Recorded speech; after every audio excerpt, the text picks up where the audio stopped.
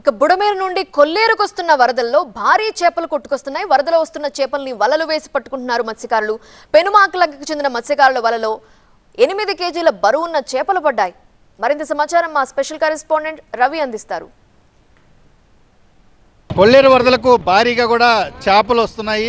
మన ఏదైతే పెనుమాకలంకకి సంబంధించినటువంటి కొల్లేరు వాసులు ఉన్నారో ఇప్పుడే వేటాడి బయటికి తీసుకొచ్చినటువంటి చేపను ఒకసారి చూడొచ్చు. కాదు, ఇప్పుడు ఇంత పెద్ద చేప పడింది కదా, ఈ చేప పేరేంటి? గడ్డి మోసు. ఎంతకు అమ్ముతారు ఇప్పుడు దాన్ని? దానికి 1000 రూపాయలకు వాళ్ళు అడుగుతున్నారు. మామూలుగా మేమేమో 100 మనం అడుగుతున్నాము. మరి చేపలన్నీ సౌక. మరి ఎలా కొల్లేటు అసలు ఉన్న వాళ్ళు మరి ఏదో ఒక న్యాయం చేయమని. ఎన్ని కేజీలు ఉంటుంది అబ్బాయి చేప? ఎన్ని కేజీలు ఉంటుంది? 8 కేజీలు వస్తుంది.